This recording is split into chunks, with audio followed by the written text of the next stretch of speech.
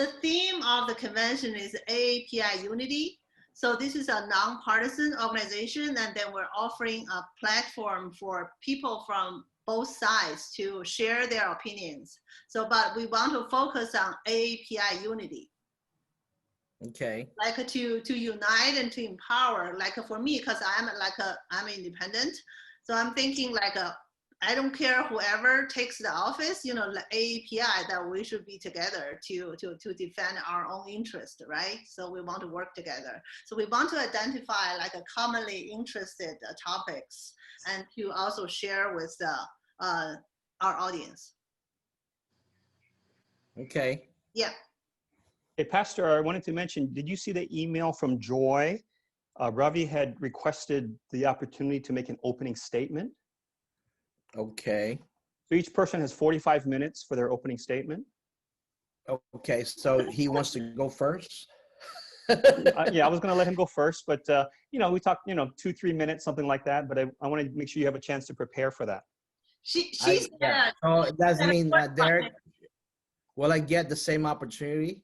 Of course you do. Okay. We're equal opportunity, Herman. Okay. Thank No, you so much. of course you would. You know, absolutely. okay. Wow.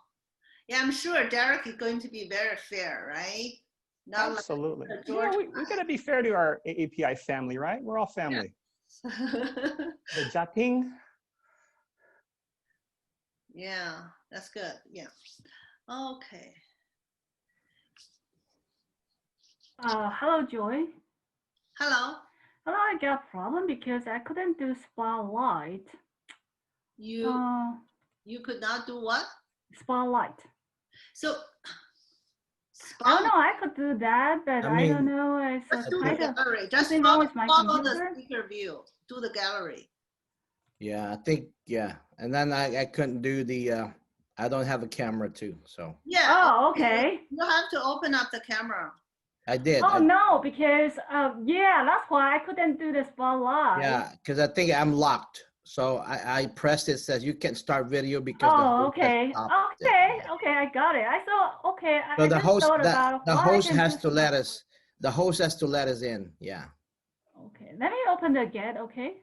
Yeah.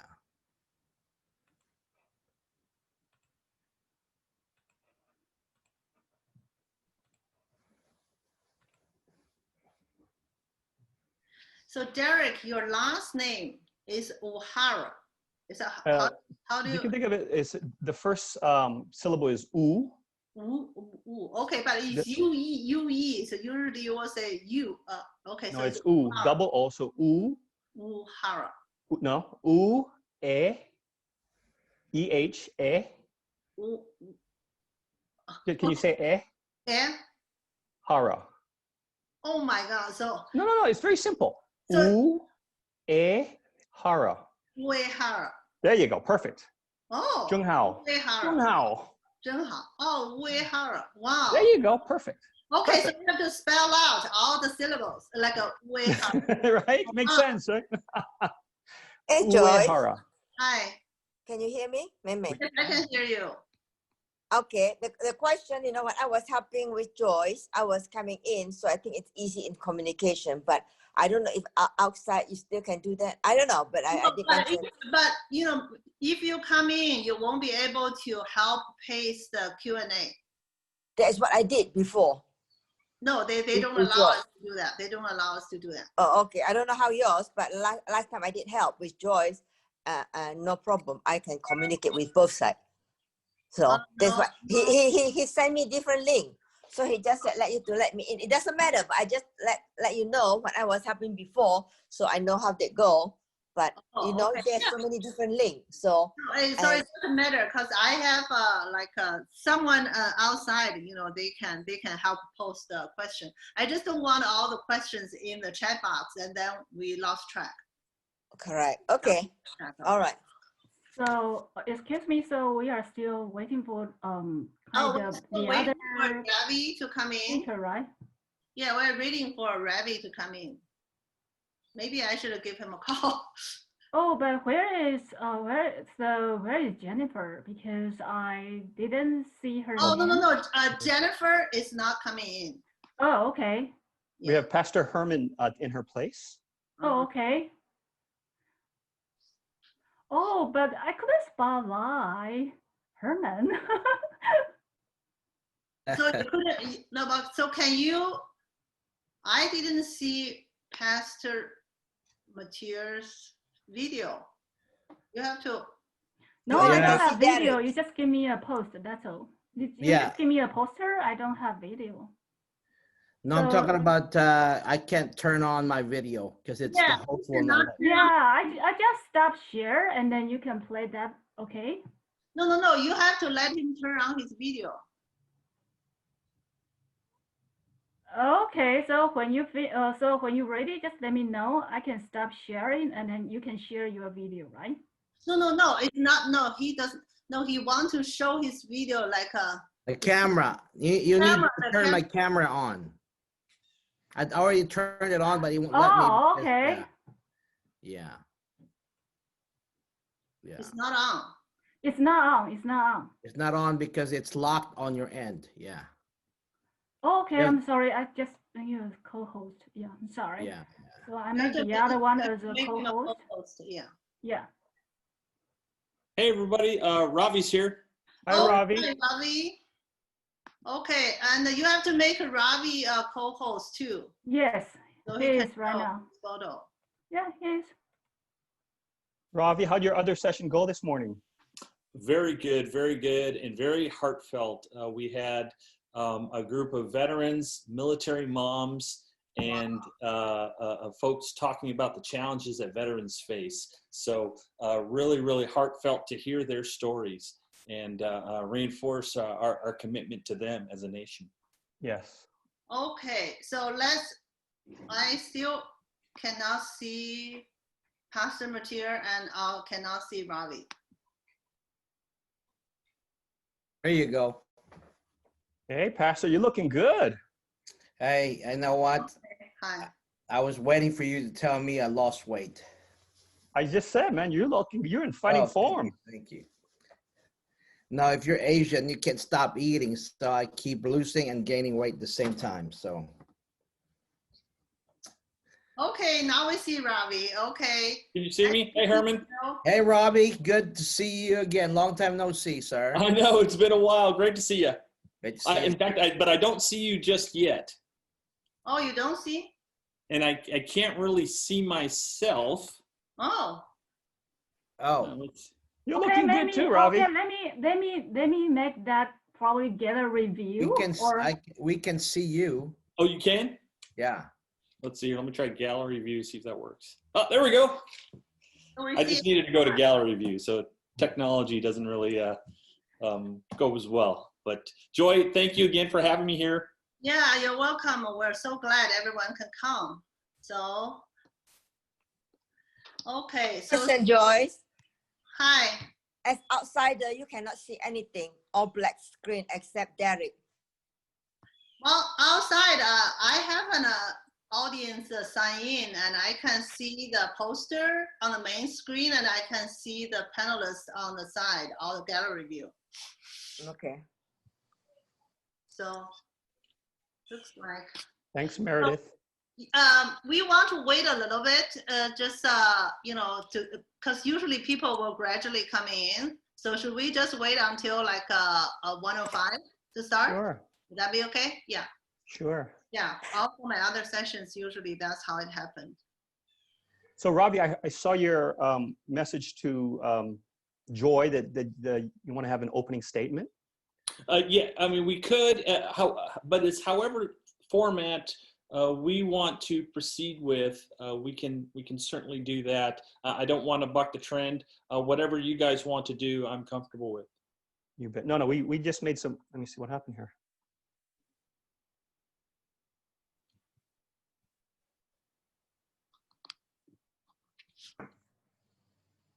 Is everyone's screen still on?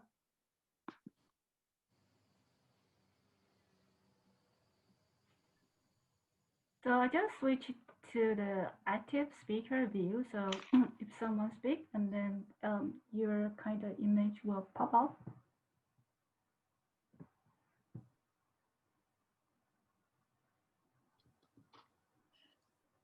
Am I still connected? Can everyone hear me? Yeah. Yeah, we can hear you.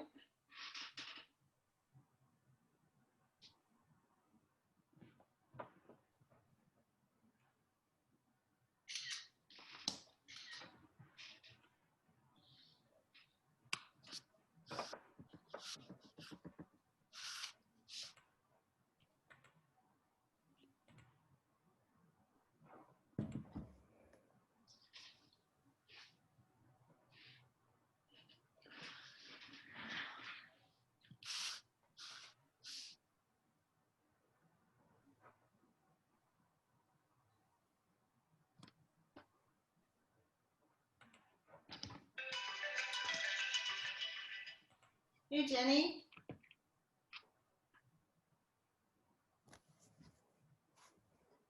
Really?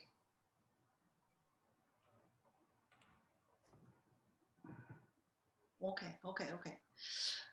Okay, just hold on 1 second.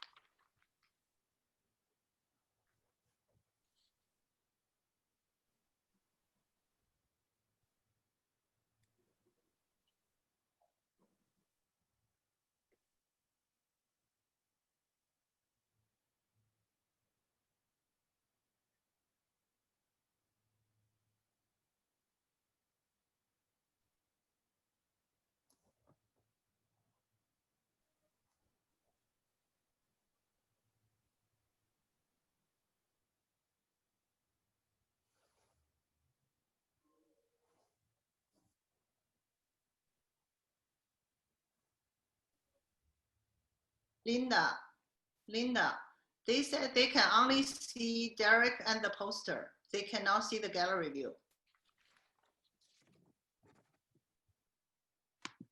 Linda.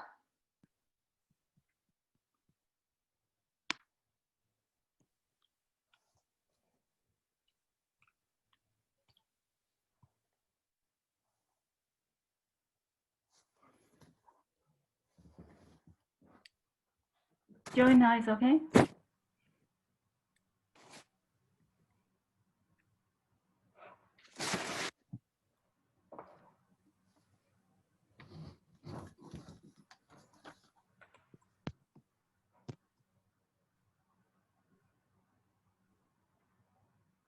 Linda, are you making this like a follow the speakers, or is like a your view? Oh no, gallery view. Yeah, it's gallery view. Okay, Yes. but the setting is follow the speakers, right? No. No, not follow the speakers. It's follow you, right? Follow the host. No, so the video layout is gallery view.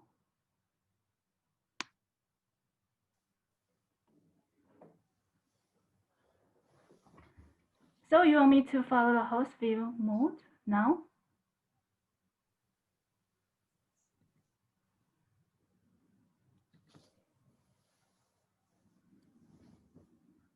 Oh, I can see you, Herman. Hi. Hi. Hello. Yeah, Can you we hear can me too? right? Yeah, sure, we can hear you. Okay. How about now? Can you hear me? Yeah. Yeah. Okay, thank you. So Derek, are you okay on your end? Give me 1 second. Sure. Might need to shift something here. So Joey, can you see the gallery view right now? I can see Derek. I can see the gallery view. And Okay. like on my login from the audience side, I can see everyone. Okay, so from the viewer side, you can see a kind of gallery view, right? Yeah, yeah. Okay, good. You want me to have a gallery view right now, right? And then later on? Yes, I want the gallery view. Yeah. Okay, good.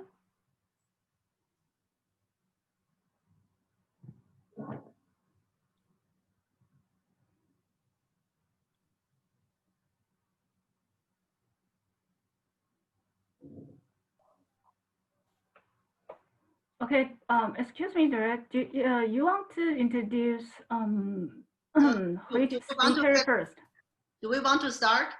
If Derek is ready, we can start. Yeah, I'm ready. Okay. Okay, let's get started.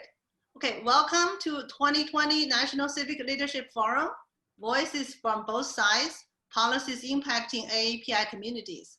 My name is Joy. I'm the session lead for this panel discussion. Today we are very honored to have 3 distinguished guests joining us for this very timely and important discussion. So now without further ado, I'm going to give the floor to our moderator, Derek Uehara. Hey, thank you, Joy. Well, good afternoon, everyone. Thank you for joining us for Voices from Both Sides, Policies Impacting AAPI Communities. I am Derek Uehara, and I'm happy to serve as your moderator today. Let's start off by thanking the leadership of the National Civic Leadership Forum for all of their efforts to organize this event and to provide a forum for our AAPI community to gather, to meet one another, and most importantly, to learn. We also want to extend a great appreciation to Joy, our session leader, for all of her efforts to make this session possible. So thank you, Joy. Janny Lau and Kristen Chin Ryan proposed our 2 distinguished panelists, and we are grateful for their help. So let's get started. Talking passionately about issues is the American way. For a long time, our AAPI community did not discuss issues. And as a result, we have found ourselves left out of many conversations. For a long time, our AAPI community has excelled academically and professionally, but have not been as involved politically. Thankfully, that has begun to change. And that is because we have begun to speak up and to make our voices heard the American way. So congratulations to our community for this wonderful progress. Here's a reality. Politics is an emotional and passionate subject. We're living in a time where many people feel that America has never been more divided. How we deal with our differences will have a direct and significant impact on our future. So in spite of our differences, for the future of our AAPI community, for the future of our country, and for the future of our children, it is incumbent on each of us to avoid seeing people with different opinions as the enemy. To the best of our abilities, we must, on certain topics, serve the greater good by agreeing to disagree and disagreeing without being disagreeable. There's a great example for us. Today, we pay our respects to Ruth Bader Ginsburg, the US Supreme Court Justice who passed away yesterday. Chris Scalia, the son of former Supreme Court Justice Antonin Scalia, reflected on the unlikely friendship between his father and Justice Ginsburg. He said, and I quote, "They held very strong, very different views. They wrote opinions that disagreed with each other's opinions. And they didn't pull any punches in those opinions. But they never let those strong, deeply held beliefs get in the way of their friendship." What a fine example for all of us. Our goal today is clear: to hear voices from both sides and to learn a little bit about where the other side is coming from. In planning today's session, I asked Joy if we could ask the board to vote on the top 3 issues that they felt were most important to our community. 90 minutes may seem like a long time, but if we discuss 20 issues, we would not be serving our listeners and our participants very well. So here are the 3 they voted on, and it's on the flyer: social justice, race relations and American values, jobs and the economy, and education. Because the attention span of most people is very short, we're asking each panelist to keep their answers to 2 minutes before allowing the other panelists to respond. If you would like to respond to their response, you would get another minute. So we'll make sure everyone's voice does get heard. So once we're through these issues, we'll open the floor to questions. So with that said, let me introduce our 2 distinguished panelists. Now, originally, you see on the flyer there, Jennifer Carnahan. She's chairwoman of the Republican Party in Minnesota. Believe it or not, they began primary voting today. I mean, this is September, and they've already begun. So she is really with her candidates today. She sends her regrets. But stepping up to the plate, we're honored to have Pastor Herman Mateer join us. Pastor Mateer is a commissioner for the President's Commission on Asian American Pacific Islanders. He is the founder and president of Asian Action Network and the founder of Emerging Leaders International. So, Pastor, thank you for stepping up on short notice, and thank you for your great service to our community. Thank you. It is an honor to serve our community. Okay. I believe I'll come right back to that. Let me introduce our other panelist. It's Dr. Ravi Chaudhary. He is the Deputy Director for Coalitions for the Biden-Harris for President team in the state of Virginia. Dr. Chaudhary is a former Air Force officer, and as a pilot, he has 750 hours of combat time in Afghanistan and Iraq. So to you, Dr. Chaudhary, we thank you for your great service to our country.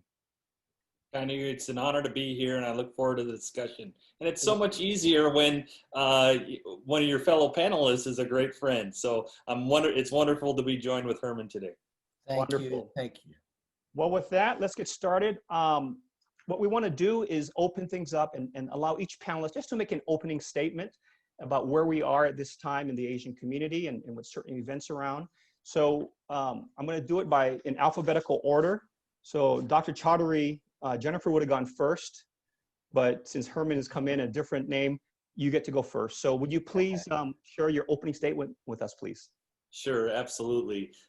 First of all, Derek, thank you for having me here today. It's just an honor. Joy, thank you for hosting this. What better place to sit down and talk about the issues that matter to our nation at such an important time. So I can't thank you and all the conference organizers for putting this event together. It truly is an honor to be here and represent the Biden-Harris campaign. As you know, our nation is going through a challenging time.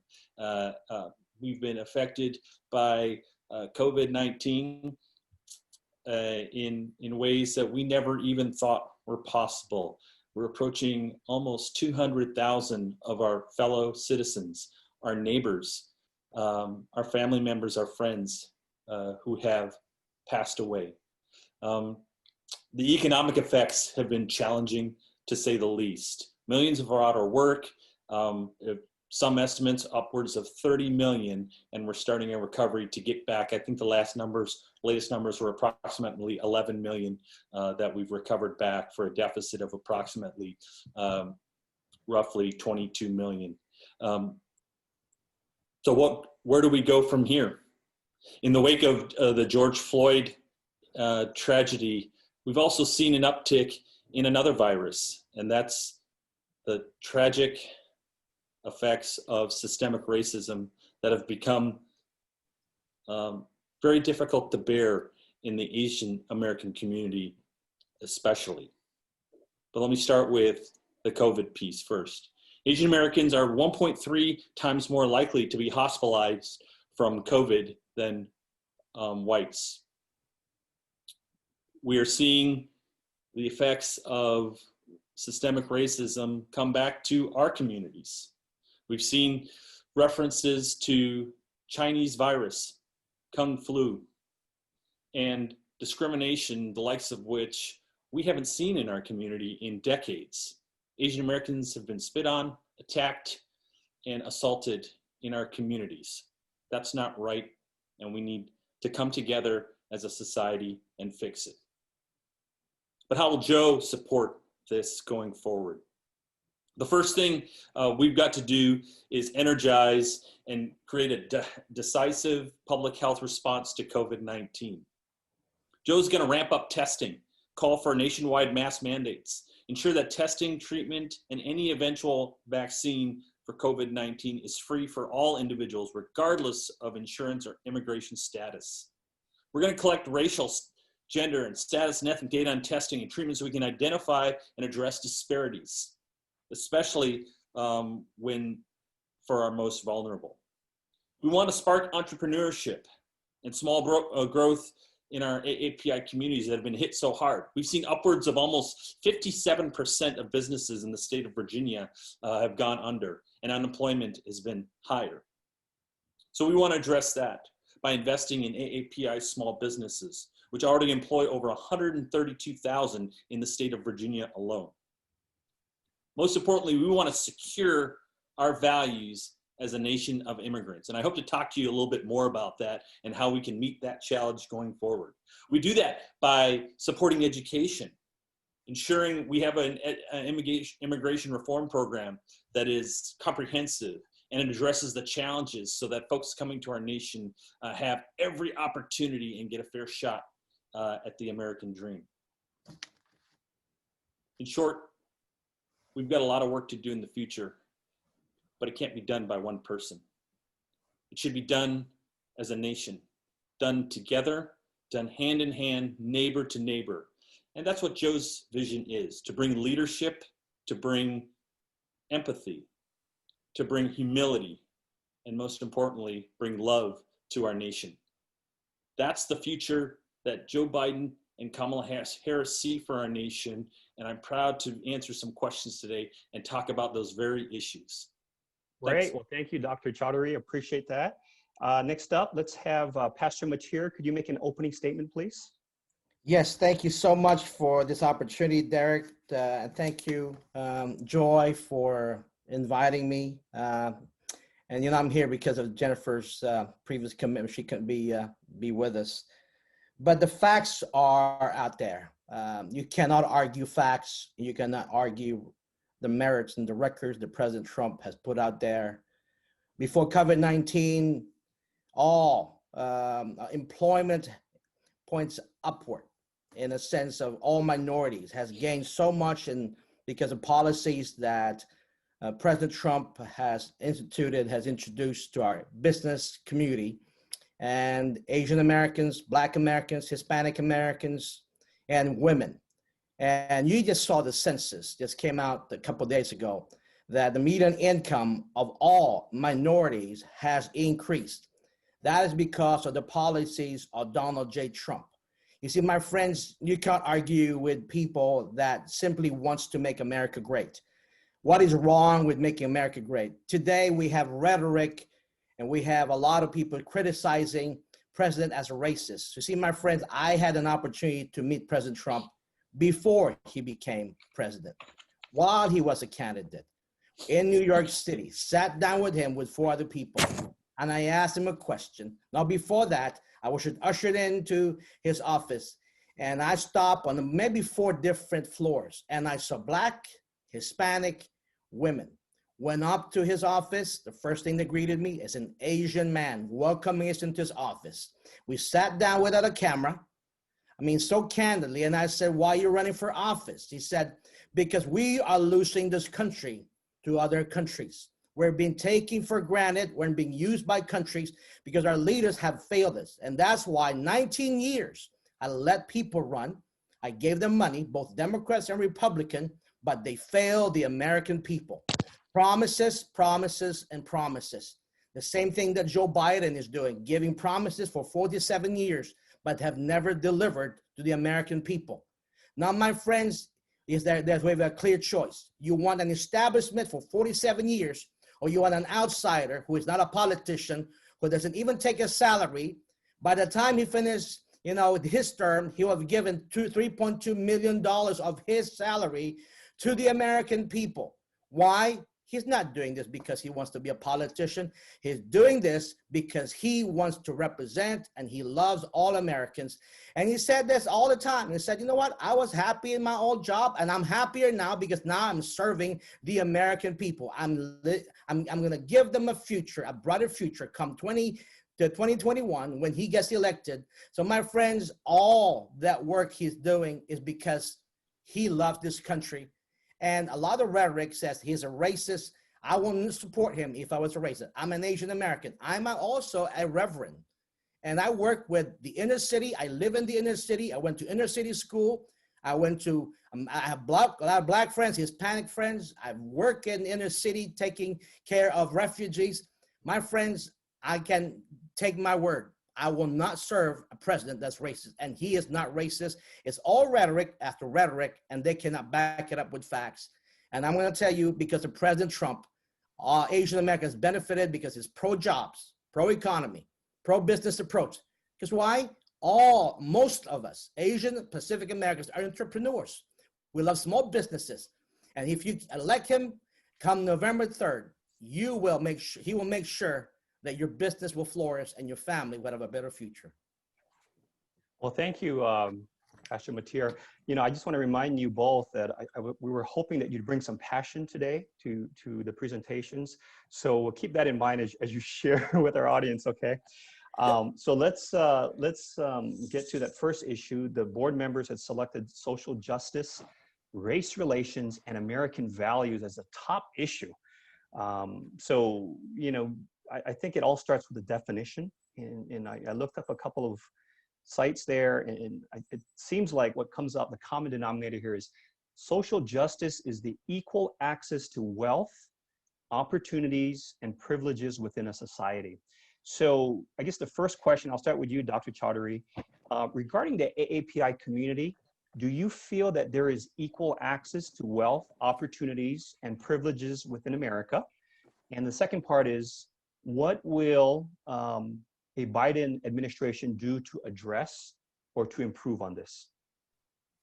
Absolutely. Thank you for that question. I really appreciate it.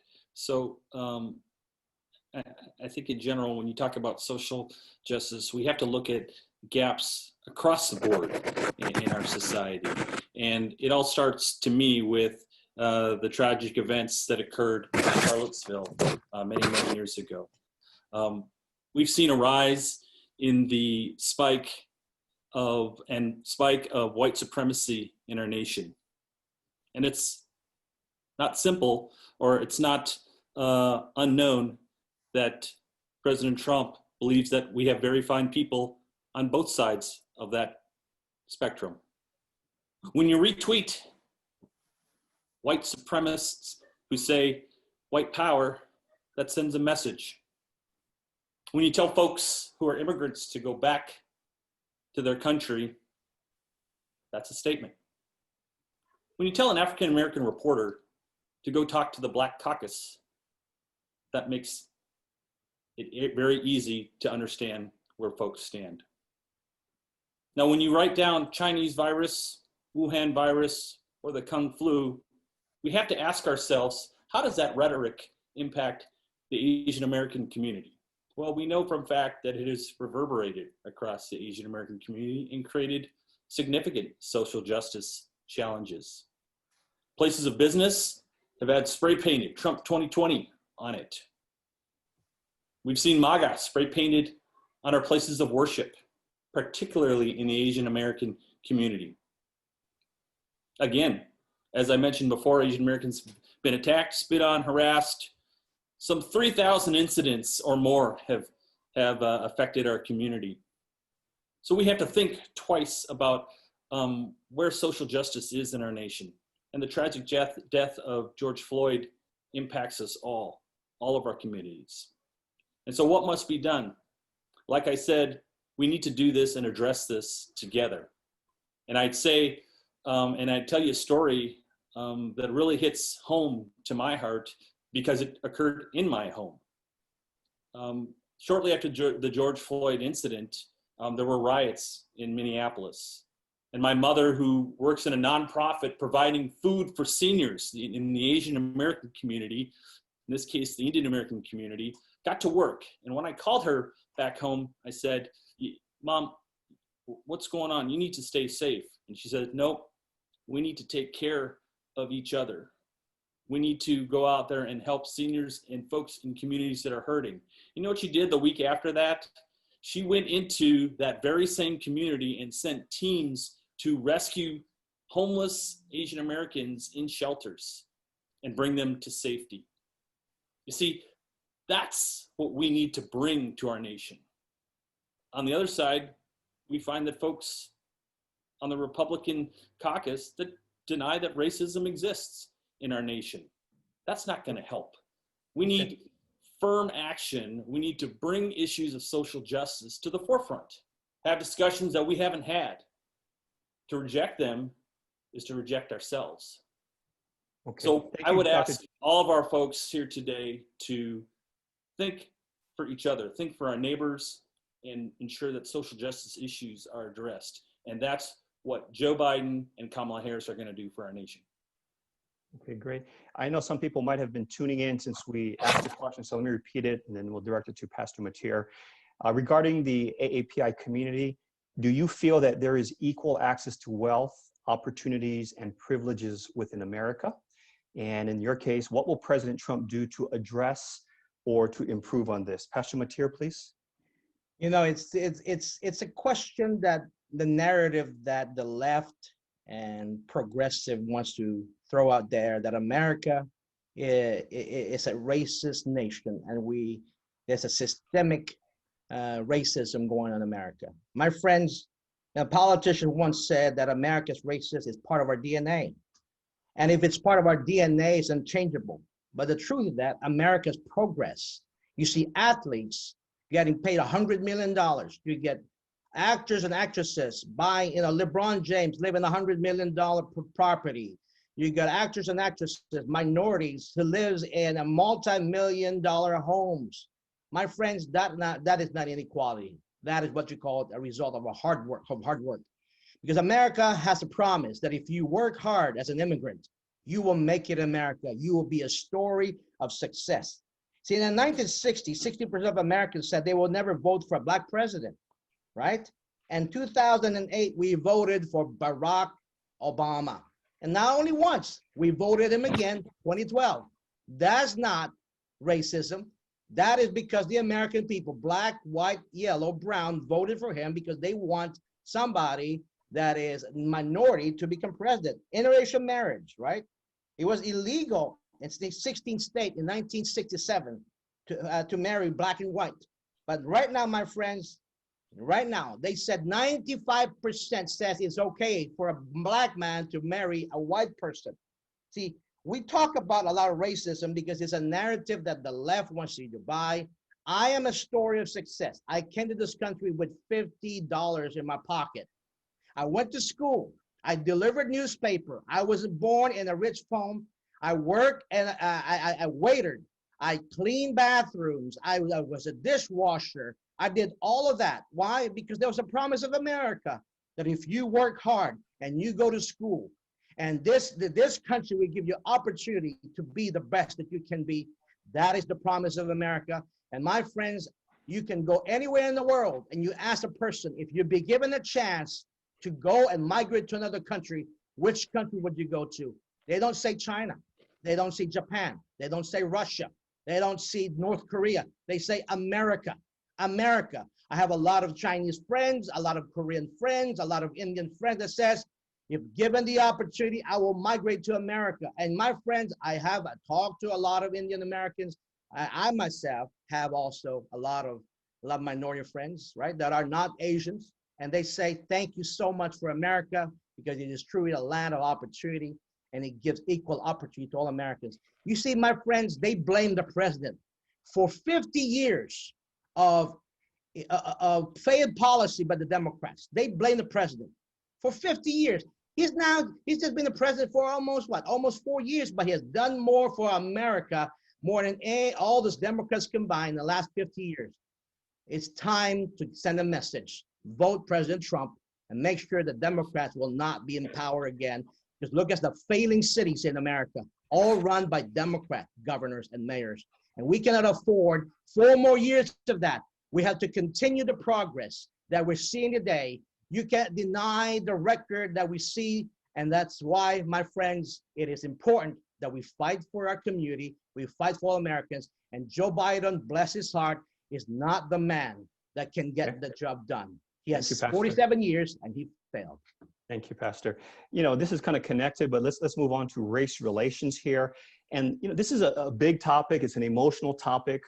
In the interest of you know, really trying to get to the point where we actually do something, let me go back to Dr. Chaudhary. What are 3 things, Doctor, you think that our community would like to see? If Joe Biden did become president, what 3 things could he do that would address this concern about social justice? So I'd say the very first thing is do the opposite of what the GOP is doing, which is truncate the problem and ignore that a conversation needs to occur. And so Joe Biden is committed to ensuring that we have all races have a voice, all folks have an opportunity to share their challenges, share their problems, and talk about the disparities that are going on in their individual communities. And you see it in his platform. If you go to joebiden.com, you'll see a policy plan for virtually every community, and that policy plan was put together not by Joe Biden or Kamala Harris. It was put together by the communities. That's what we're talking about ensuring everybody has a voice, everybody has a stake in our community and our economy. So what 3 things could he do for the AAPI community? Okay. First of all, spark entrepreneurship and small business job growth. Right now, I told you about 57% of Asian American businesses in Virginia have gone under. So to address those issues, to include the racial wealth gap that we see in America, the opportunity gap and jobs growth, Joe will leverage more than $150 billion of new capital and opportunities in economically and disadvantaged areas. Again, focusing on disadvantaged areas, not ignoring that the problem exists, especially for AAPI small businesses, where we already employ 132,000 in the state of Virginia, and other small businesses that have structurally been excluded for too long. To do that, we're going to make sure that we make those investments with the community's involvement, with their inputs in mind. And then it all comes together in addressing the public health response to COVID. Joe's going to ramp up testing. He's going to call for a nationwide mask mandate, ensure that testing, treatment, and eventual vaccines are developed for all individuals, regardless of what insurance or immigration status you may have. Collect racial, gender, and ethnic data on them and move that forward. The whole point that we're trying to address right now is that unless you solve the public health crisis, the economic benefits will not come to fruition. That's better than saying America is great and forgetting about the problems what we have. We know that we have challenges to meet. We've lost a lot of jobs and a lot of communities are out there hurting. Declaring that we're great isn't going to get us to the next level. What we need to do is address the problems that we have now and take it going forward. Okay. Well, I've got 2 things down, Doctor. Spark small businesses. Number 2 is to increase public health and testing specifically. You got one more. Is there one other thing that Joe Biden could do that would address our AAPI community in terms of social justice? Yep. Secure our values as a nation of immigrants. Joe will immediately bring that work to Congress and pass legislative immigration reform that modernizes our immigration system with a priority in keeping families together by providing a roadmap to citizenship for over 269,000 undocumented immigrants in the state of Virginia. That includes 67,000 from Asia. He's going to support family-based immigration, which includes reducing family visa backlog and work to eliminate limits on employment-based visas by country. The whole point of this is that right now we're on an H-1B block. That doesn't help our nation. In fact, the backlog is growing. To address it, we need comprehensive reform and address these challenges head on rather than ignoring that they exist. Thank you. Thank you for sharing that. Quick summary here. For those of you listening in, make note of this. 3 things that the Biden campaign or administration could do to address the AAPI concerns with regards to social justice: spark small business, increase testing, and number 3 is secure our values as a nation of immigrants. I hope that, today we're going to have a great exchange, but I hope this goes beyond, not just this election, but the future. So, Doctor, let me ask you, for people who want to follow up, would it be possible, could they email you just to stay in touch with the issues ongoing and get your input in terms of how they can be part of the process? Absolutely. Okay, 100%. can you share your I'll put email, my please? I'll put my email in the chat room, and you Okay. can send me a note. What I would say is, if you want to get a good feel for Joe Biden's plan for the AAPI community, all you have to do is read the platform. One of the Okay. biggest challenges right now is that the GOP does not have a platform. Okay. And so I would offer to you that if you want to read a specific plan that you can hold Joe Biden to, and that's what I believe leadership is. You can go to that plan, you can read it, and then you can also send me a note and say, hey, that ain't right. I want Okay. you to fix that. And we'll forward that over to give you. us the, We'll actually web bring address. that to the campaign. What's the web address for people listening in? You can go to joebiden.com, and you can go to Joe Biden, and I'll actually put it in the chat Okay. here so folks can Okay, go great. to it. Thank you so much for that. So let's turn to you, Pastor Mateer. You know, the board members identified social justice as the #1 issue for the AAPI community. So what can President Trump do in addition to what he may have done to address social justice? And give us 3 things, please, so people can follow and be part of the process, going forward. I'm so grateful to have been given the opportunity to really was part of the early stage when they put together the Prison Reform Act. I was invited to the White House, and the reason why is because I said Asian Americans incarceration has increased to 200%, and they didn't know about that. But so we educated them. So I sat with the leaders of the administration and helped put together the Prison Reform Act, the First Step Act. And it gave a lot of minorities the second chance in life after they leave prison. I know for a fact because I know a few people that came out of prison, and now we helped started businesses, and now they are on their way to recovery. And thank God for the policy and the work of President Donald J. Trump and his administration. The second thing is that it's called the Urban Revitalization Initiative. It's we talk about a lot of work that has been done in the inner cities of America, equal opportunity, and we have President Trump has also encouraged businesses to invest in low-income families and low-income communities. And Opportunity Zone is one of those. The second thing that President Trump did for minority Americans, $70 billion financed by private businesses had been invested into struggling communities all over America. And we're just starting.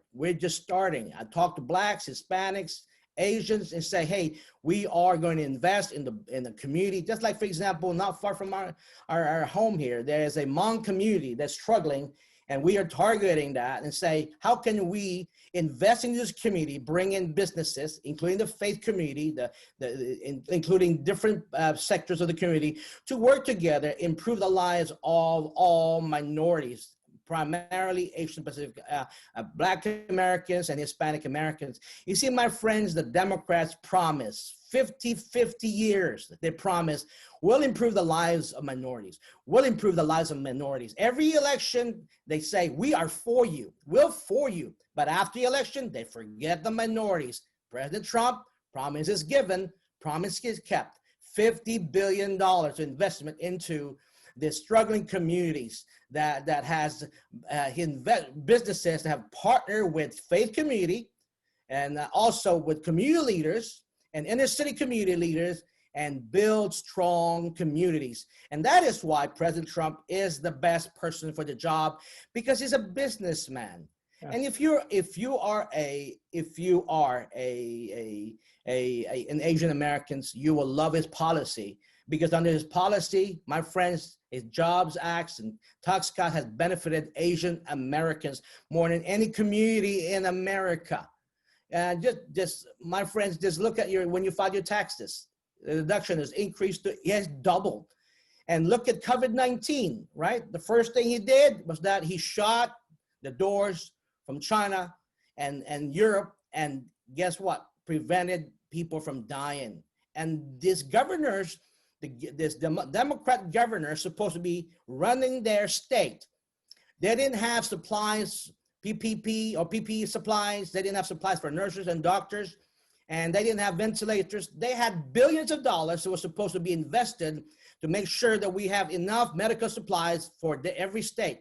But instead, they did not do it. So they went to President Trump and begged President Trump for more ventilators, for more PPEs, and President Trump said, okay, doesn't matter whether you are a Democrat or a Republican, we'll give it to you because you have we can give you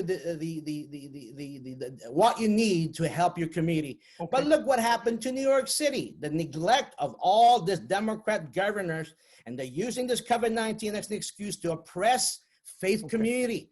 You can rally, you can shout, you can burn all these buildings. I know I have, you know why? Because I have friends that has in Washington, D.C., who they own 2 clinics in Washington, D.C., give free COVID testing to minorities. And you know what happened? They burned it and looted it. And you know what Joe Biden did? Nothing. Joe Biden said, it is a peaceful march. It's a peaceful rally. It's a peaceful protest. No, it's not. He didn't condemn it. In fact, he said to the police, we will reduce funding. We hold you accountable. He shamed the police instead of protecting the American people.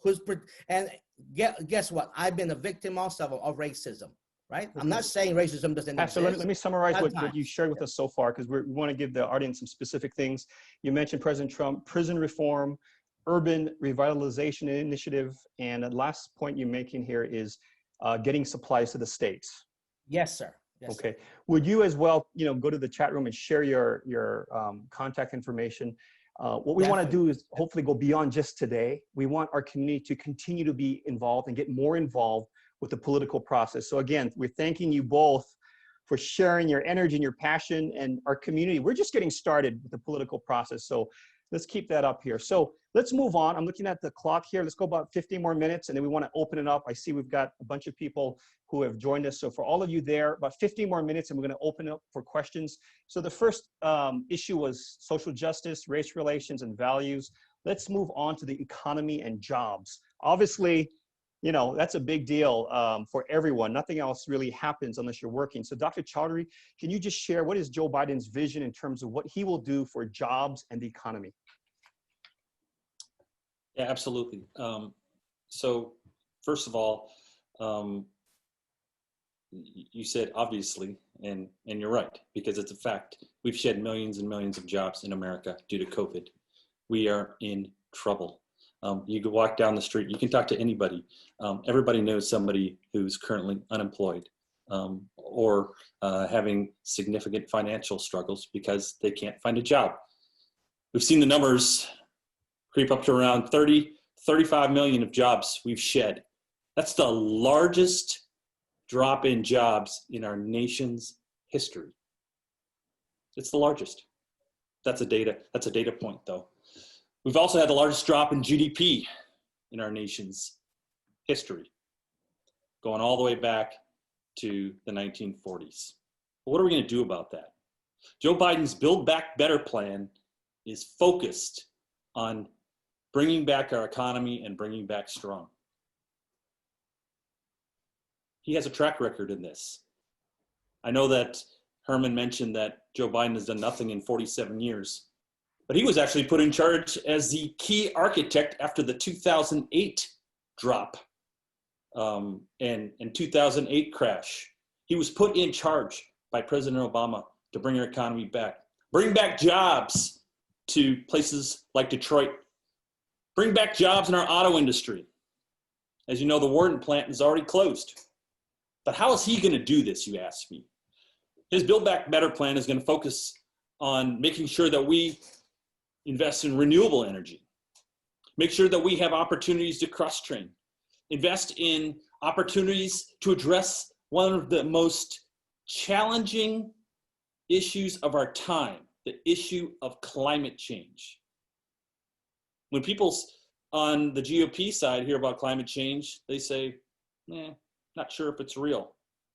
We all know the science.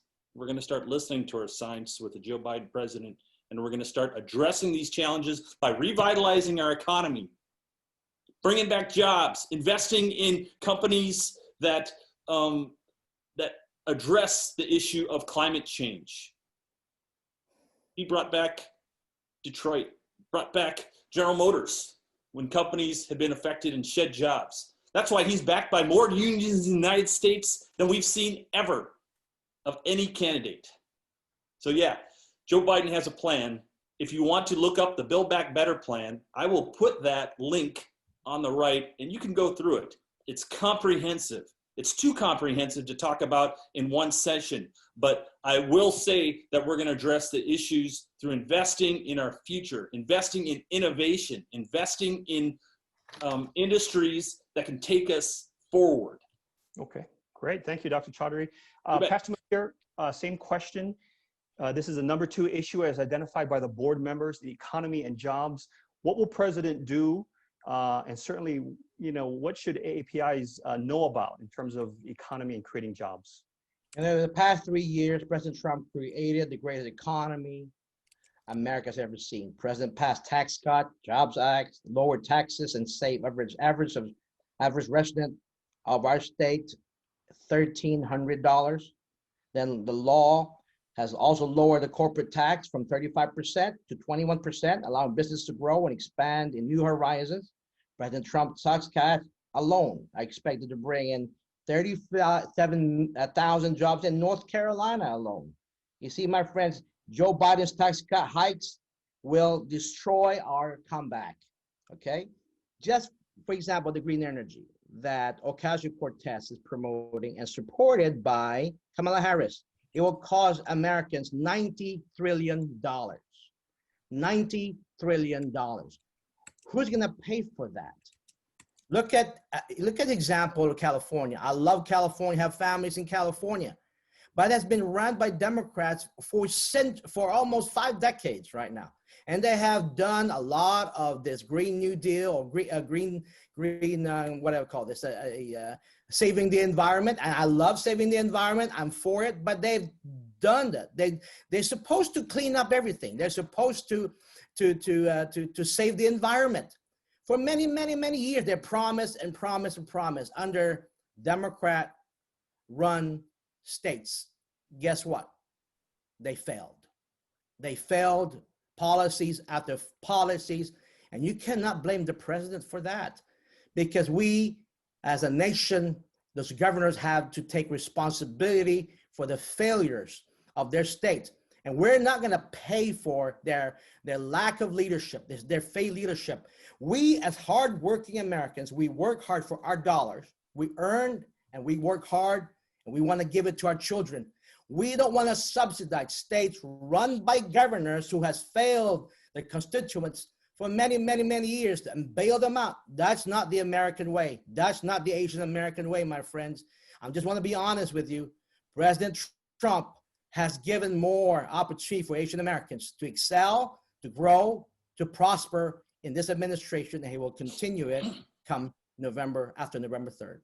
Okay, thank you, Pastor. I think what I got from that is you saying look at his track record and look at the impact of taxes upon certain actions. You're saying in response to if the Democrats pursue that, the question is who will pay. Dr. Chaudhary, you had mentioned that what Joe Biden would do is to invest particularly in and focus on innovation as well as the environment and new technologies. So for those of you listening, you know, focus on the issues, and today's just a start. Continue to follow that, you know, as we lead up to the election and beyond. And then we got the few minutes we have before we open up for questions. The final issue mentioned was education. I'm not sure why the Asian American community would be concerned about education, but no, it's a joke. It's a joke, making sure people are listening here. Of course, we're concerned about education. Let me start with this one because, you know, this really got our attention here. Many of you know that there's an issue with Harvard, right? Students for fair admissions versus Harvard. There was a federal judge, Allison Burroughs, ruled in favor of Harvard. Students for fair admissions filed a notice of appeal with the U.S. Court of Appeals in the First Circuit. Oral arguments were held, I believe, on the 16th. So was that 3 days ago? And they don't know when an opinion will be issued, hopefully early 2021. Just last month, the Justice Department found that Yale University had discriminated against Asian American applicants. So that's ongoing. But let's just talk about that. Obviously, you know, we in the AAPI community see that. not happy with it. Dr. Chaudhry, can you comment on that? You know, what's going on with these issues, and what can, you know, a President Biden, if elected, what would he do to address this for our community? It's interesting you brought that up, and if you got a chance to listen to the town hall on Thursday with Vice President Biden, he got asked a pretty important question, and that was, wow, you would be the first non-Ivy League individual to be elected president. That's pretty interesting. And you know what his answer was? It was pretty.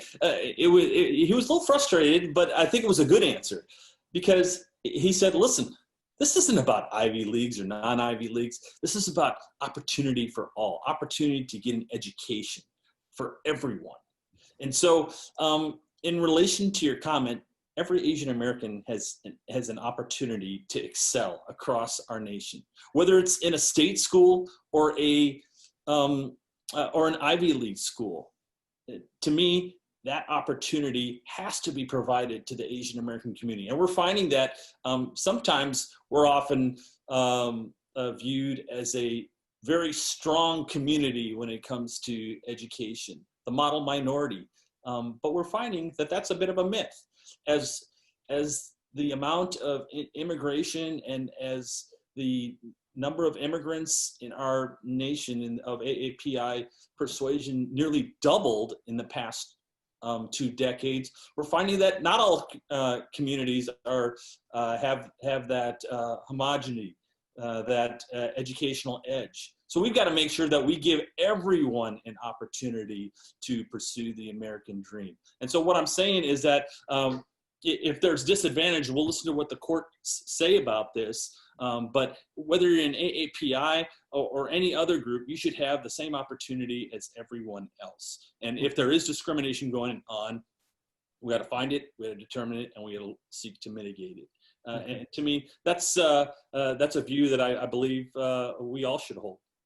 Okay, Dr. Chaudhry, I didn't see that town hall, but it just stood out to me. I mean, there are many presidents who, you know, have Jimmy Carter, right? Naval Academy, President Reagan, Eureka College. So there are many presidents who have not gone to an Ivy League college. Yeah, it was a striking question, and I'm not entirely sure about the data, but his answer was pretty important in that, hey, a person who grows up in Scranton should have an opportunity to be president. Good. Okay. Thank you for that. Pastor Mateer, same question to you regards to Harvard and Yale and mitigation against AAPIs. You know, what will President Trump do for our community?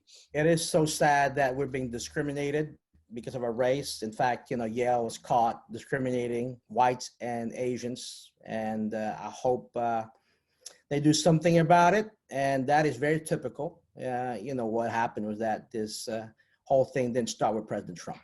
It didn't start with President Trump. And it started during a Democrat leadership and the Democrat president who has instituted that. Supposed to be giving equal playing field for minorities, but end up right now is that it has discriminated Asian Americans.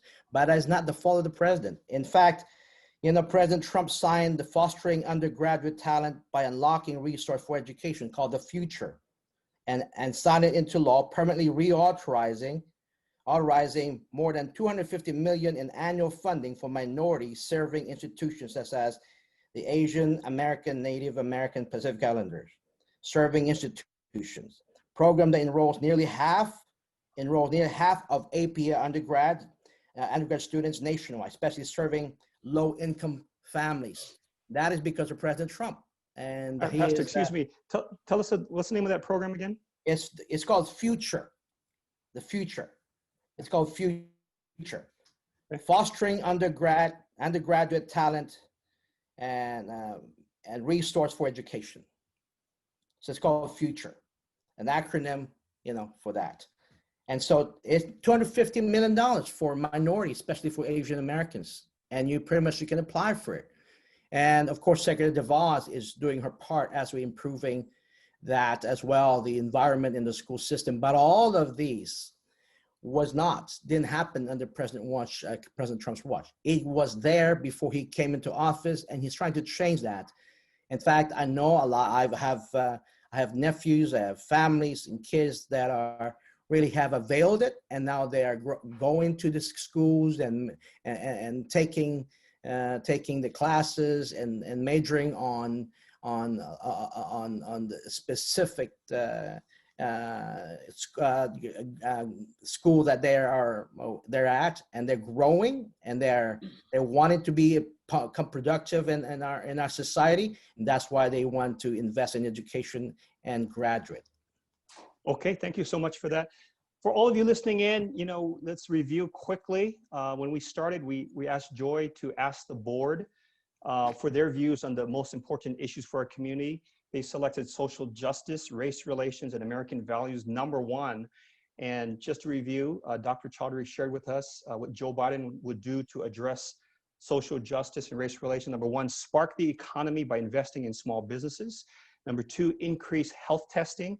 And #3, secure our values as a nation of immigrants. Pastor Mateer shared with us President Trump's angle on that. Look at what he's done for prison reform, his efforts with the Urban Revitalization Initiative, and about his efforts to get supplies to states to address the virus. The second issue, we talked about jobs and the economy. From Dr. Chaudhary, Joe Biden's position is that everyone should have an opportunity and should not be limited just to the Ivy League. Pastor Mateer had shared that what is the future, the Foster Undergraduate Talent Program. So that's a new one. I need to take a look at that one. And then the last issue we talked about was in terms of education. Excuse me, I got that reversed here. For jobs, Joe Biden would focus on innovation, particularly with the environment and new technologies. For President Trump, he has a track record of creating jobs. And you have to also be careful of the taxes that would come about by grand proposals.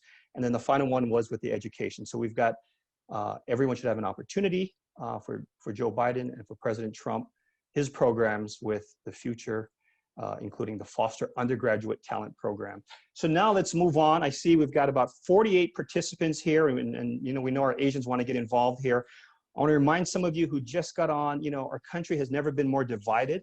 So we want to do our best, certainly within the AAPI community, and certainly as Americans, we can agree, we can disagree without being disagreeable. And we can think back to the example of Supreme Court Justices Antonin Scalia and the recently passed Ruth Bader Ginsburg. They had a wonderful friendship, even though their views were so different. And they argued very passionately about that. So great example for all of us. So with that said, we've got about 30 minutes for some questions. So how do we get the first question? Thank you, Meredith. We're waiting on our tech team. Can you help us with getting access to the questions from our audience, please? While we're waiting, go ahead, Joy. Yeah, you can go to check the Q&A box. Oh, okay. Excuse me on that. There.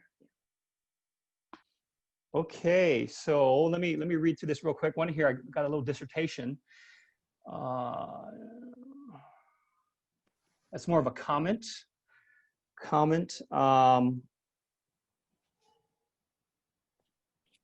Okay, I have a question here from Meredith Curry. It says, what is the vision for Biden and Trump on extending contracts, employment, and educational opportunities to minorities, immigrants, and indigenous communities? We touched on this briefly, but if you want to just make another comment, Dr. Chaudhary, can you go first on that one? Yeah, sure. What I'll say is that, and I didn't get a chance to add this in the education portion, Joe is going to make public colleges and universities tuition-free for AAPI students whose families' incomes are below $125,000. Think about that. I mean, that's a big deal. I mean, when new Americans come to the nation, one of the biggest priorities is ensuring that you get a good, strong education. And that's the key to unlocking the American dream. But most importantly, he's going to double the maximum value of Pell Grants. That's even bigger, to give you an opportunity for, if you're a family that's in need, an AAPI or underserved community, you get an opportunity for a Pell Grant. He's going to halve all the payments on undergraduate federal student loans by simplifying and increasing the generosity of today's income-based repayment program. And Joe's going to forgive all undergraduate tuition-based federal student debt for 2- and 4-year public colleges for debt holders earning up to $125,000. So if you're making money, then he's going to forgive you of your debt, and which will include private minority serving institutions. Dr. Charter, let me ask you about that, and I'll just relate a story. I live in Nevada, and the governor has extended, tenants not having to pay rent. So obviously for them, great situation. But on the other hand, you got landlords, who have mortgages and saying, hey, I'm glad you're taking care of the tenants. How do I pay the bills? So, I've heard that issue brought up a lot, right? We want to forgive all the student debt. What would you say to those who say, wait a minute, what about people who have a note and say, I'm owed money and you're just going to forgive it? So just to qualify your one point, we're not going to forgive all student debt. It's student debt for those who need it the most. And that's how we're going to invest in our communities, by uplifting folks in need. And, Okay. and that shouldn't be something that we should worry about other companies or other entities that say that outline what you outline. We have the opportunity to say, listen, we're going out and we're going to help folks who are talented, who can invest in our economy and give them a shot at the American dream. And that's really what this is about. So is it fair to say that his proposal would mean that the government would make the note holders whole? I don't know the answer to that question. Okay. And Great. So, we will can't really speak to that Okay. In that level of detail. Okay. Pastor Matier, let's go to you. Same question. What is the vision for, in this case, President Trump, on extending contracts, employment, and educational opportunities to minorities, immigrants, and indigenous communities? Other than what I said earlier, September 17, President Trump just created a commission to promote patriotic education and announced the creation of grants to develop pro-American curriculum, pro-American education. The move is simply to help parents, to help teachers, to help universities, to help schools promote American values. See, my friend, I know a lot of people are listening here, but Asian Americans have benefited a lot because of this programs that the president has instituted. And I think it is important that we recognize that education is important for the success of our community. And so the president assigned that bill to make sure that the grants available to continue recognizing American exceptionalism. And a lot of people, they have a problem with that. What's American exceptionalism? But we're teaching our kids to hate America. Why? And they said, you know what? America is racist. America is that. America is the worst country on earth. And I tell you, my friends, I go everywhere. I fly, just like many of you probably visit other countries. And the first thing they do is say, you know what? You are so lucky that you live in America, where you've given equal opportunity to excel and succeed. If you go to Asia, my friends, there are no grants. There are no grants for poor people. A lot of them can't go to education. They don't have anything to the government, or handout or giving them any assistance. But in America, if you're a student, there are opportunities and grants given to you so that you can grow and become educated and be successful in America. America is the greatest country on earth. And my friends, our children should recognize that, and every family knows that. Okay, thank you, Pastor. Can I add one thing on? Yeah, absolutely. So one of the things that Joe likes to talk about is that we are indeed one of the most powerful nations on earth. But it's not the example of our power that leads us. It's the power of our example. When Americans exude the values and uphold our values, ensuring everybody has a shot, ensuring that those in need, those that are underserved, get that opportunity, have a level playing field and making it in America. That's what makes us the beacon of hope in the world. And that's exactly what Joe Biden and Kamala Harris believe. And it's the power of our example that is the engine of American values and what indeed makes us great. Thank you, Doctor. And that's a great segue here. We've got a question in from This is from Hong. It looks like he might be from Ohio. Thanks for writing in, Hong. As an ethnic Chinese, the U.S.-Chinese policy is of great importance to my community. I would like to hear from both sides on the direction of the U.S.-China relationship. Doctor, we've been going with you first all day. Why don't we start with you, Pastor Herman? What is the direction of the U.S.-China relationship? You know, that's a good question, and thank you so much for asking that. I believe President Trump is more than qualified. He has a track record dealing with countries that are hostile to us, but he doesn't blame, you know, in a sense, people, in a sense, because a lot of the policies were there because of the Obama-Biden administration, and has allowed our countries to be robbed and taken advantage by other countries. That's why he ran for office. That's why he's running again, because he wants to protect the interests of all American people. And if you're a professional, you will negotiate a better deal for your country, and that's what he did. Biden promoted the NAFTA, and President Trump, guess what? He delivered USMCA and negotiated that, and it benefited all Americans and brought jobs back to our country. So, and honest truth is that is a businessman. So that's why he's well equipped to negotiate, a lot of this to make sure that Americans we are winners in the end, that we benefit and not other countries. That's why President Trump is a negotiator. He's a negotiator, and he will continue to negotiate for the American people. And that's why he is saying, what's wrong? What's wrong with making America great and keeping America great? And you know what? There's no hostility there, no anger, because it's business. It's business. And you have to negotiate. If you're a country, a leader of our country, you negotiate what's good for your country. And that's what the president will do. He will negotiate what is good for all Americans. And if it has to increase taxes for those people that has tried to rob us. And you know what happened? We send our product to them. They didn't buy it. A lot of people took us for granted and take advantage of us. President Trump said it has to stop. And you're going to take advantage of the American people. He says, I work for the American people.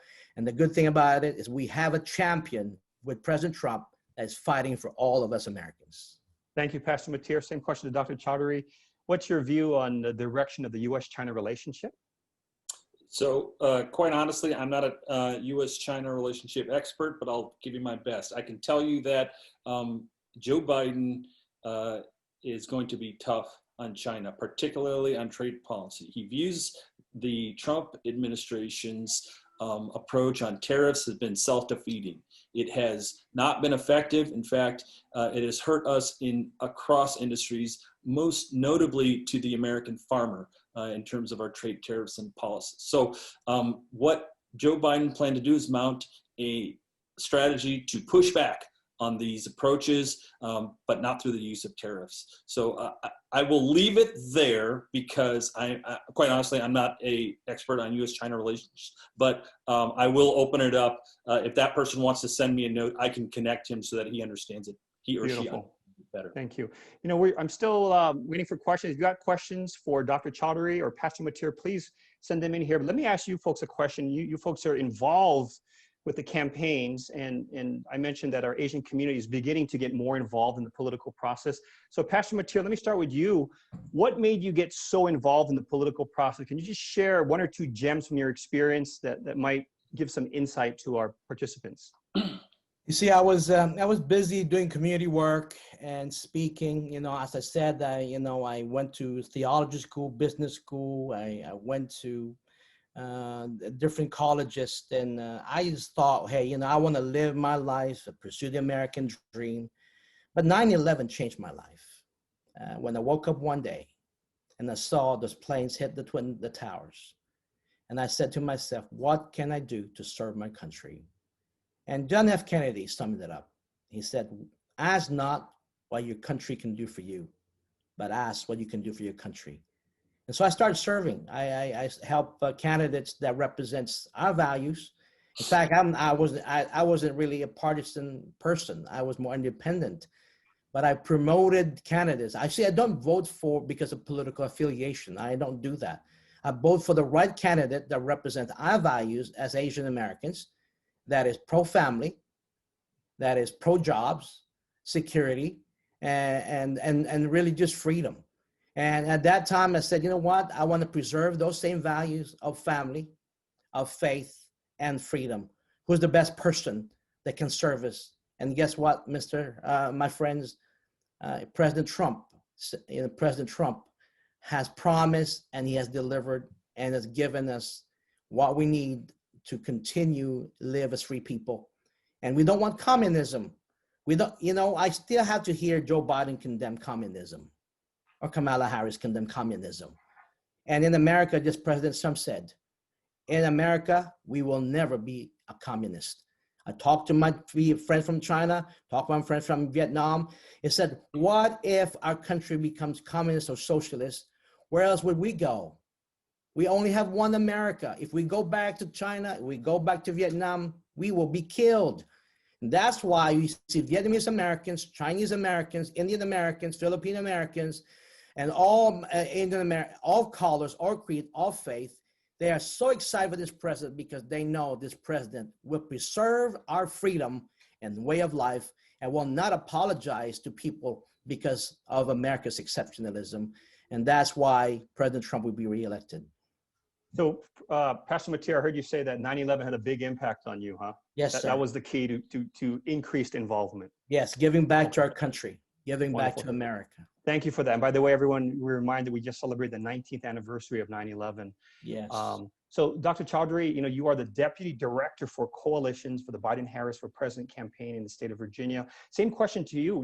How did you get so involved in politics such that you actually became part of the process as you are now?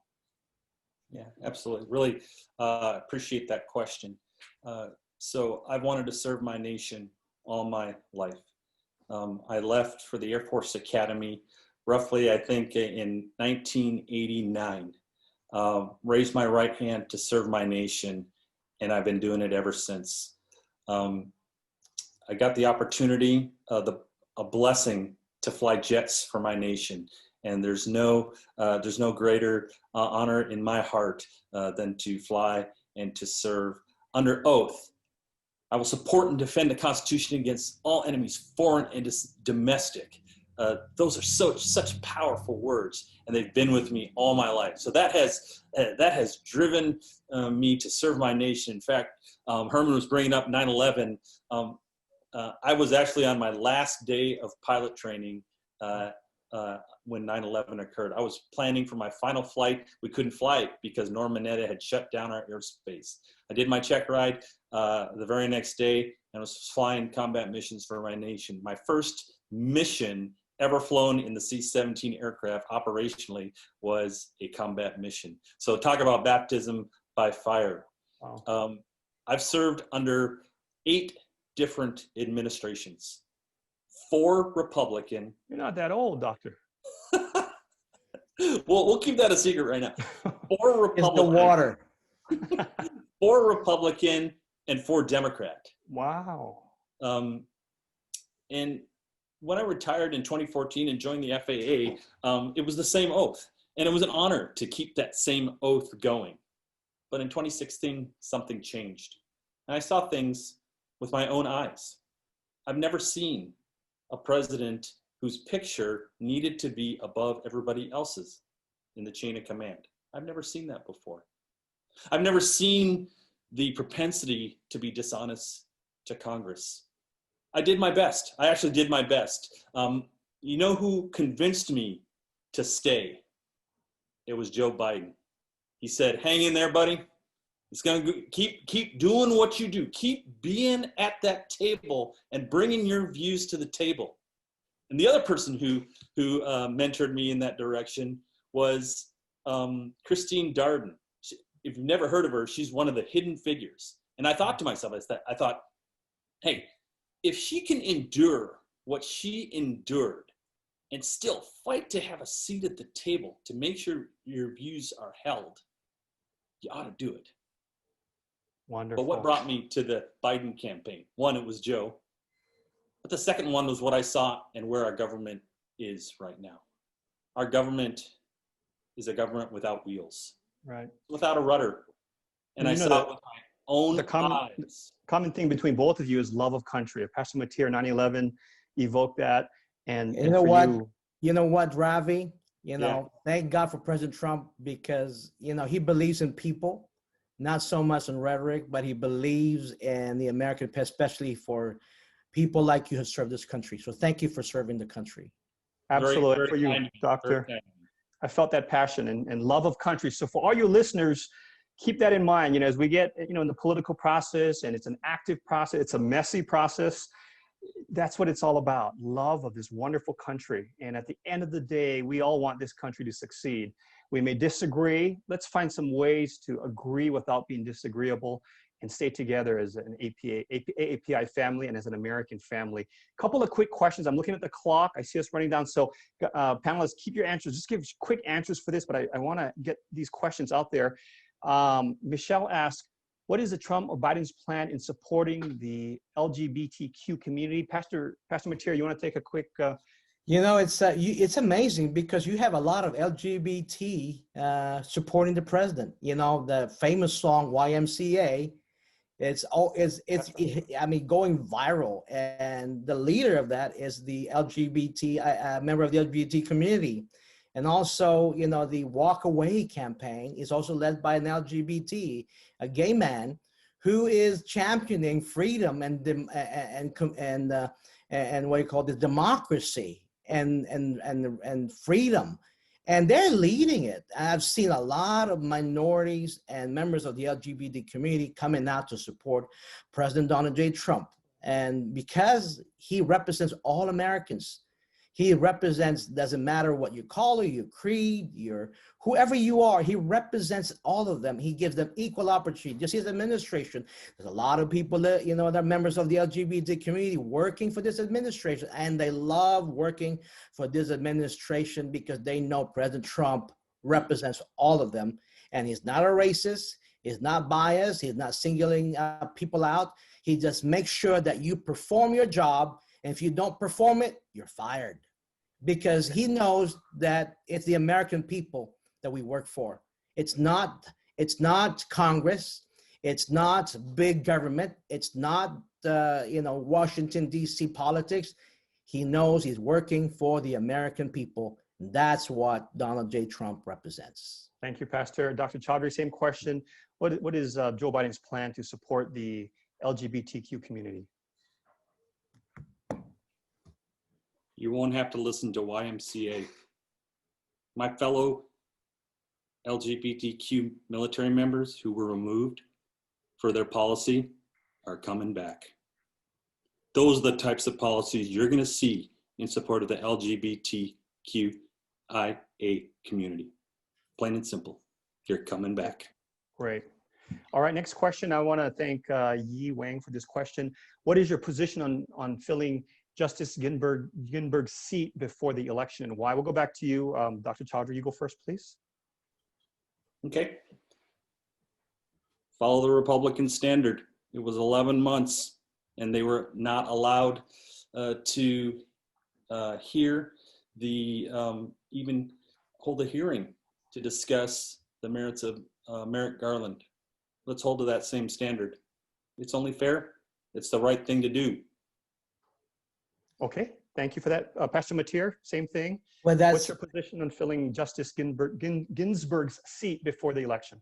I'm praying for the soul of Justice Ginsburg, Ruth. And as a Christian, I pray for her.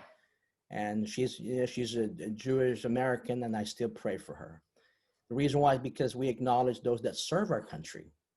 But I believe it is the president's decision to appoint judges that represents the values and that represents this administration and that serves the American people. And we need more judges that are not activist judges, but does not take the Constitution and twist it. We need judges that takes the Constitution as it is and not twist it, but make sure that it works for the American people. And we need judges that loves the Constitution and loves America. And that's why when it comes to judges, I leave that to the president. He has to make a decision. That's under the law. That's under the Constitution. It is the president that they appoint the justices. And so I trust his judgment, and he has led our country this far, success, and also working for all of us. And I trust that come the time when he has to choose the right person, I will support him. And I know many of Americans will support him as well. Okay, thank you, Pastor Mateer. You know, everyone, when you're having fun, time flies, doesn't it? I'm looking at the clock, and just like that, 90 minutes has almost passed. So we want to give each panelist 2 minutes, just give a wrap-up statement. And what should our AAPI participants keep in mind as we near Election Day? Dr. Chaudhry, can you go with you, please? 2 minutes? Just wrap-up statement. You bet. Fellow citizens, it's time for change. We've had 4 years, 190,000 of our fellow citizens are dead. We have millions of jobs, and our country's on fire in more ways than one, both from a social justice standpoint and from a economic standpoint. This isn't about blue America. This isn't about blue states who screwed up. This is about blue, red, the United States of America. We need to do this through unity, through leadership, through kindness, love, humility, and above all, empathy. And we've had a deficit of that for 4 years. Join me, join change, and make change in our nation. Vote for Joe Biden as our president, Kamala Harris as our vice president, and you won't be sorry. Thank you, Dr. Chaudhry. Let's go to Pastor Mateer. Closing statement, 2 minutes, please. Yes, by the way, it's not Harris Biden, everyone. It's Biden Harris. So you're not electing Harris as president. And to tell you honestly, you know, the policies of Joe Biden serving this country, we have given him a chance for 47 years. 8 of those years was vice president. If he didn't do it then, why would he do it now? You see, my friends, we are right now deciding the future of American civilization. More government, controlling the lives of the people, more taxes, or giving back the power to the people. See, President Trump will protect America at all costs, and he will work for you. And that is why he's working hard day and night, not taking any salary, but he works, you know, he sleeps at 3 o'clock in the morning. You know why? It's not because he wants to make money, not because he wants to take advantage of us, but he wants to make sure that everyone is served. And my friends, give him 4 more years, right? We gave Obama 8 years. Give President Trump another 4 years, and he will finish the job. If you want to know what he did for America, has contributed for America, or how he helped America, goes to promiseskept.com and look at the record. Look at the record of President Trump. And don't let yourself be deceived by the media, my friends. The media is the last thing you need to read and listen to, because they're not giving you the telling the story. Research for yourself and make sure that you're educated on these issues. And President Trump is here for you, and he will fight for all Americans, black, white, yellow, brown. We're all in this together. Thank you. Well, thank you, Pastor Mateer. And listen, for all of our participants, we've had a treat today with our 2 panelists. But can we give them a hand, please? Both Pastor Herman Mateer and Dr. Ravi Chaudhry. Thank you for participating and sharing with us. Thank you, my friend. Thank you. Let me conclude by going back to the way we started. We want to thank the National Civic Leadership Forum for their effort to organize this event. For all of you out there, if you've ever been part of putting on an event, you know this is hard, difficult, challenging, frustrating work. You see the board members, you see the executive officers. Thank them for making this possible, for us to come together as a community. We also want to thank Joy Goel, our session leader. Joy, thank you. It's been a pleasure to work with you. Thank you for your interest. And thank you for bringing us together to participate today. Joy, we give you a hand. Thank you, Joy. Thank you, Derek, too. Derek, thank you. Thank you. And listen, everyone, I want to thank and congratulate our community. It is great to be part of this wonderful thing called the AAPI community. We are stronger when we're together. Yes. So Thank you for participating in this. We've crossed all the different fields except politics, right? We're making progress, but there's so much more that we can do. So for those of you tuning in today, thank you for that. Continue to be active. We want to protect this great place called America. Whatever side you're on, remember, we can disagree without being disagreeable, and we got to take care of each other. So it's been a pleasure to be with you today. Look forward to seeing everyone. Everyone stay healthy, okay? See you soon. Bye, everybody. Take Stay care. safe. Stay safe.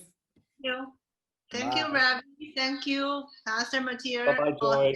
It's an Very honor. It is an honor. It's an honor. great conversation. Thank you. Bye-bye. We should do this more. Yes, let's do it again. Let's do it again. Let's go to Vegas and Anytime. Anytime. And by the way, Joy lives here too, so anytime. Hey Robbie, I miss you, my friend. I miss you. Me too. If I was in you, I'd give you a big hug. I know. Good job, you